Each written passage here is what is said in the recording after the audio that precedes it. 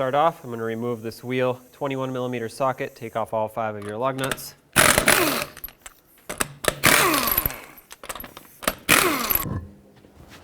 To replace this caliper, I'm going to just take off these two 17mm bolts that hold the caliper and the bracket on. I'm going to take it off as one whole unit. It's more efficient that way. Okay, leave that in a few threads. Let's remove the top one. Now with the top removed, we can remove the bottom one as well. Take the caliper and the bracket, set it aside. I like to set it right on top of the knuckle here. That way it's not putting any pressure on this brake hose. And let's get the new caliper bracket ready for installation. Let's separate the new caliper from the new bracket. That way we can lubricate everything. Okay, set that aside. On the new bracket, I want to put a little bit of grease on these areas where the anti-rattle clips are going to sit. You don't need a lot because you don't want it to squeeze and get out onto the rotor.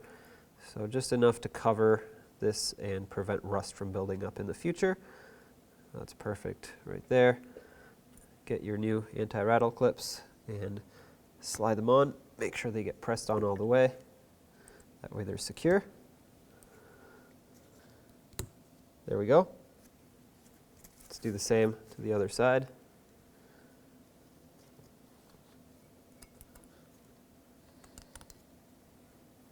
All right. Now I want to remove these slider pins, and I know that the caliper's new, but a lot of times they don't come with a whole lot of grease in here, so I like to add some extra. As you can see, it's pretty dried up. So I'm just going to add a little bit of extra grease.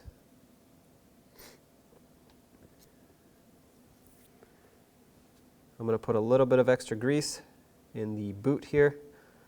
That way it has a little reserve of grease if needed. Work it into the boot and slide in your slider pin. Press it down all the way. Squeeze the boot to squeeze out all the air that's stuck in there. Wipe off the excess grease. And we'll do the same to this one here. Lubricate the slider. Perfect. Work it in. Put the slider in, squeeze the boot, wipe off the excess grease, and now we can get ready to install the bracket onto the vehicle. Now let's put the new bracket on. Start on the 2 bolts. I put some red thread locker on. You definitely don't want to put any grease or anti-seize on if you're going to put anything.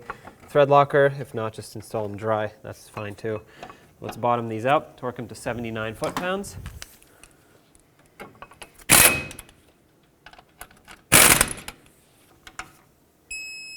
That's 1 and 2. To get the pads out of your old caliper, you can just slide it up and pull it out. Same for this one. Let's get the pads in. Let's get the pads in. I'm going to start with the inner pad. Perfect. Okay, let's get the outer pad in as well. Before I install the new caliper, I'm just going to add a little bit of grease to these 2 ears. This will help the pads operate quietly and smoothly up against the caliper. Not a lot, just enough to coat it, thin layer. And I'm going to do the same to the outer ring of this piston for the same exact reason. Again, you just want a little bit, not a lot. Now let's get the caliper on. Slide it over the pads. Make sure the slider pins match up. And now once everything is lined up, let's grab the 2 bolts. Start in the 2 bolts. Okay, then once they're both started, I'll bottom them out and torque them to 25 foot-pounds. 25 foot-pounds. That's 1.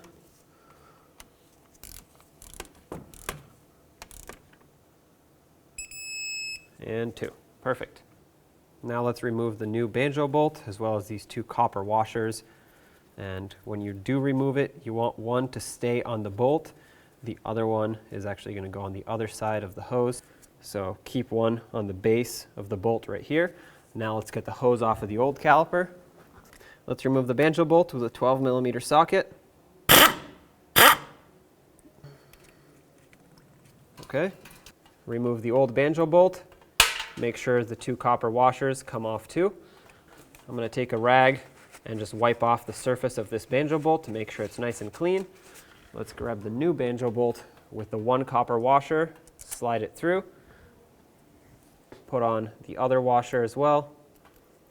Now line it up with the caliper and make sure that this hook right here goes into its corresponding hole. And let's thread this on, start it by hand, bottom it out. Now that bottomed out, I'm just going to give it about half a turn, somewhere between half and 3/4 of a turn. What that's going to do is it's just going to allow the crush washers to squeeze and make a nice tight seal. At this point, let's clean up the mess. That way we ensure that there are no leaks. And once this is all cleaned up, remove the cap off of the bleeder screw. And let's open up the bleeder screw with an 8mm. I think it's this one. Yeah.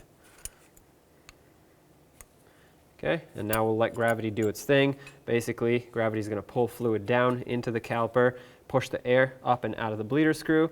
Once that's done and there's no more air bubbles coming out with the gravity bleed, you can perform a full manual brake bleed. So you have someone inside the vehicle pumping the brake pedal, holding pressure on it. As they're holding pressure, you want to open up the bleeder screw, fluid and potentially air will come out. You want to repeat that process until you have no more air. At the end, we'll close this, top off the master cylinder with brake fluid, and then we'll be all set. But for now, let's just wait for the gravity bleed so the air can all come out. Okay, I see some little air bubbles. I'm going to wait for those to go away. Which looks like they did. Oh, a couple more. Well, those will come out in the full manual brake bleed, but for now, let's close this up, snug it. At this point, you would perform your full manual brake bleed. Once that's done, clean off the area, make sure you have no more leaks. And let's get the rubber cap back on. Now we can put the wheel on. Let's get the wheel back on. Let's start all 5 of our lug nuts. We'll bottom them out and then torque them to 76 foot-pounds.